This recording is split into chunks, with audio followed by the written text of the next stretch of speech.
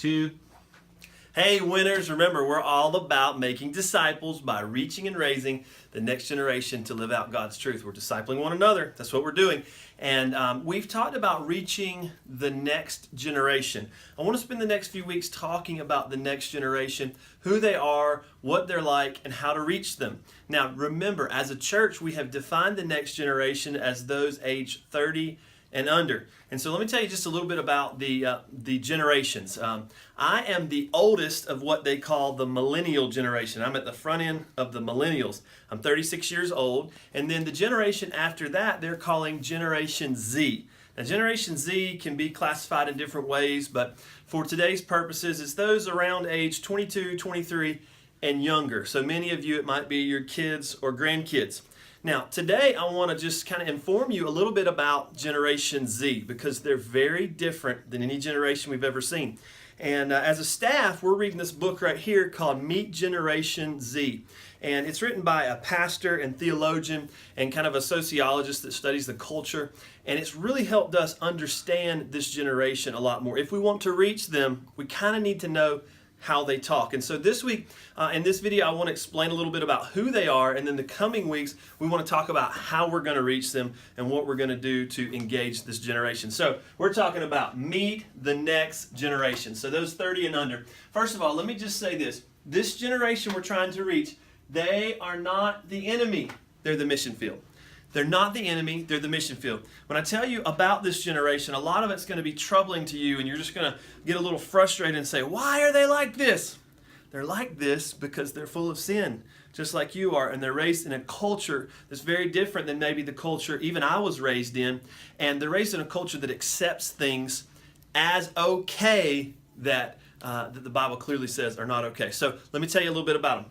Here's 5 things, five defining characteristics, and these are from the Meet Generation Z book, 5 defining characteristics of this generation. First of all, they are recession marked. This group was kind of born and growing up in the recession time, and so this is why, in a lot of ways, they are inclined to embrace things like socialism. They know nothing of the Cold War. They know nothing about communism and the things it caused, and so this is why so many young 20, 22-year-olds are embracing socialism.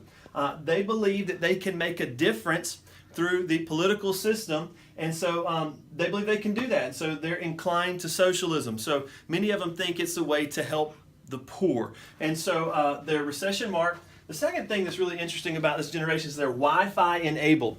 They spend up to 9 hours a day on media, and social media is their primary nature, their primary language, and they have information without wisdom. So let me just kind of break this down a little bit.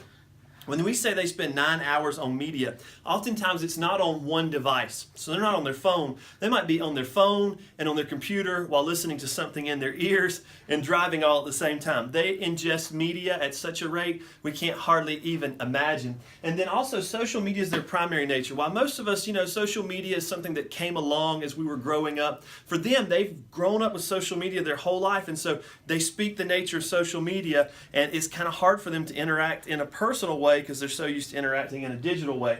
The third thing is they have information without wisdom. So they know how to find information better than any other generation because they have Google and they can do searches on anything. But they don't know how to process that information. So if they do a Google search and get 10 different opinions on a topic, let's say they're Googling a theological topic like, is homosexuality okay to be a Christian? Well, they might come up with 30 articles that says it's okay and never get a real biblical perspective about what God and the Bible say. And so they don't have wisdom. They have no way to interpret this mass amount of information that's coming into their minds. The third thing is they're the most multiracial generation that's ever been. They're the most racially diverse of any generation to date. Over 400% more white and African American marriages, and over 1,000% more white and Asian marriages are taking place. So they're very diverse, and they embrace diversity in a way that maybe previous generations hasn't. They're multiracial. Also, this is one that's really scary for me as a parent. They're sexually fluid. Listen, they did some surveys of the UK, which is just a little bit further than us when it comes to where they are in their country and their culture. But 3 out of 4 in that country are pro same-sex marriage, And 3 out of 4 are pro equal rights for people that are transgender. And so lots of times they use the word acceptance, and acceptance in their mind actually means, what is it, Sterling? Affirmation. Affirmation. And so when they say they accept something, they also affirm it.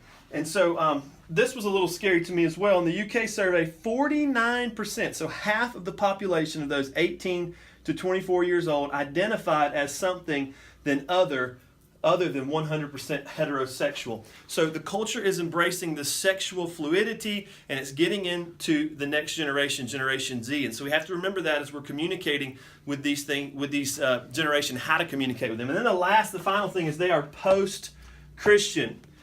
Folks, we are not in Mayberry anymore. 78% still believe in God, but this is the first generation that is being raised in the U.S. that is post-Christian, which means Christianity is just not part of their primary culture and their primary nature. And so the ball game has changed. These kids are different than any other generation. And so we have got to, instead of saying, this is terrible, this is awful, we've got to figure out how to speak a language that these young people can hear, and we've got to figure out how are we going to reach this next generation. Hey, I love you guys. Remember, we're about discipling one another to reach and raise the next generation.